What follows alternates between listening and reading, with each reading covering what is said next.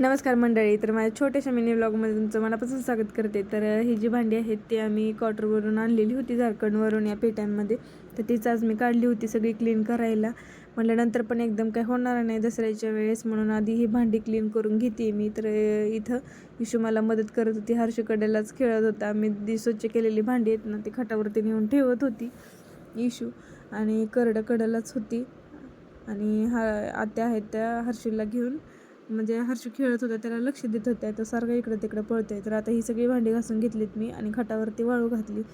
त्याच्यानंतर हे झाल्यानंतर थोड्या वेळानंतर आहे ना मग मी ते बेडरूममध्ये ते कूलरवरचं जे सामान होतं ते सगळं इकडं तिकडं पडलेलं होतं, तर ते नीट आवरून ठेवलं मी. म्हटलं रोज एक पार्ट केला तर दसऱ्याचं काम थोडंसं हलकं होईल. त्याच्यानंतर मग इशूची चकली खायची इच्छा झाली, म्हणून तिला इन्स्टंट मैद्याची चकली केली. तर कसा वाटला छोटासा मिनी व्लॉग तेही सांगा, आणि चकली कशी झाली ते नक्की कमेंटमध्ये सांगा मला.